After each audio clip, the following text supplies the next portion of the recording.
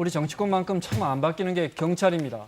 길에서 술 취해 자다가 학생들 깨우니까 학생들을 폭행하고요. 심지어 이번에는 교통사고를 낸 여성 운전자를 성폭행한 혐의를 받고 있습니다. 시간이 얼마 남지 않았는데 화면 위주로 보겠습니다. 네, 화면 준비됐으면 보겠습니다. 밤 9시가 넘은 시각인데 건물 앞에 이렇게 취객이 쓰러져 자고 있자 학생들이 이렇게 세웁니다. 일어나세요. 이렇게. 일어난 취객이요. 길가로 나오더니 자기 깨워준 학생들을 때립니다. 네. 때리죠. 이 서울 종로서의 이모경이라는 현직 경찰인데 경이면 간부 아닙니까? 그렇죠. 그렇죠. 인근 고등학생이 깨웠다는 이유로 폭행합니다. 더 자고 싶었는데 사유가 더 자고 싶었는데 깨웠다고 때렸습니다. 잠시 후에 다른 지구대 경찰들이 왔는데 이 술 취한 경찰 조사조차 받지 않고 집에 갔답니다. 네. 돌려보낸 건 잘못된 거죠, 이거. 뭐 폭행한 건 말할 것도 없고요. 네. 당연하죠. 네. 지금 학생들을 때린 거잖아요. 아까도 때린 이유가 학생들이 이 취객, 그러니까 쓰러져서 자고 있는 사람 혹시나 다칠까 봐. 그러니까요. 보통 취객 사람대로 범죄도 많이 일어나잖아요. 네. 또 건강에도 문제가 갈 수 있고 일어나세요, 집에 가세요라고 깨웠는데 네. 나 더 자고 싶었는데 왜 깨웠냐 하면서 오히려 고등학생을 폭행한 상황이고요. 그러니까 이제 학생들이 경찰에 신고를 해서 지구대 소속 경찰들이 왔는데 그냥 돌려보냈다는 겁니다. 다음 사건 보겠습니다. 강남경찰서 버닝썬 사건의 거기죠? 버닝썬 유착 의혹 사건을 나오는. 담당하는 그곳입니다. 네. 유착으로 지금 4명이 입건됐고 그런데 전직 경찰은 구속도 됐죠. 지금 이 경장 한 명이 이 교통조사계 경장입니다. 피의자는 교통사고를 낸 사람입니다.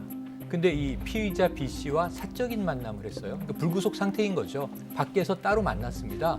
그러다가 둘이 성관계를 갖게 됩니다. 이 여성 쪽에서 성폭행을 당했다고 경찰 감사실에 민원 제기를 했고 네. 이 경장이라는 인물은 합의하에 성관계를 했기 때문에 문제가 없다 이렇게 주장을 하고 있는, 그러니까 서로 입장이 맞서고 있는 상황이라 이건 뭐 성폭행 신고니까 네. 반드시 조사가 돼야 피의자죠. 그러니까 교통사고 낸 여성인 그렇죠, 거죠. 그렇죠. 그러면 이 여성 입장에서는 경찰의 처분이 매우 중요한 거 아닙니까? 그럼요. 경찰이 갑인 상황이죠. 당연하죠. 또 경찰과 밤에 사적으로 만날 이유가 없는 거잖아요. 그렇죠. 만날 이유가 없고 성폭행 여부를 떠나서. 성폭행 여부를 떠나서 조사를 받은 다음에 사적으로 만나서 같이 밥을 먹고 술을 마신다? 정말 상상하기 어려운 일이고요. 네. 설사 그 뒤에 일이 전혀 없었다고 해도 그 피의자와 술자리를 가진 것만으로도 충분히 저는 징계 사유가 된다고 봅니다. 네. 이게 왜 중요하냐면 네. 아까 뺨 때린 경위요. 자, 이 폭행은 반의사 불벌죄이기 때문에 학생들에게 물어봤더니 처벌을 원치 않더라. 그래서 그냥 다 돌려보냈다. 근데 나중에 이 학부모가 이 얘기를 듣고 정말 화가 나서 네. 이제 신고를 다시 합니다. 지금 정식으로 접수가 됐다고 합니다. 그런데 자, 경찰 간부가 자, 길에서 9시경에 늦은 시간 아니에요. 자다가 그 깨운 학생들을 뺨을 때렸다. 이 경찰의 품위유지 위반 아닙니까? 아까 지금 이 피의자와 밖에서 술을 먹고 성관계를 한 것도 합의라 네. 하더라도 품위유지 위반 아닙니까? 네. 이거 경찰에서 자체적으로 이걸 확인하는 순간 징계해야 되는 거 아닙니까? 네. 하나만 더 보겠습니다. 영상이 준비됐으면 마지막 영상 보겠습니다. 네. 요즘 우리 경찰이 이렇습니다.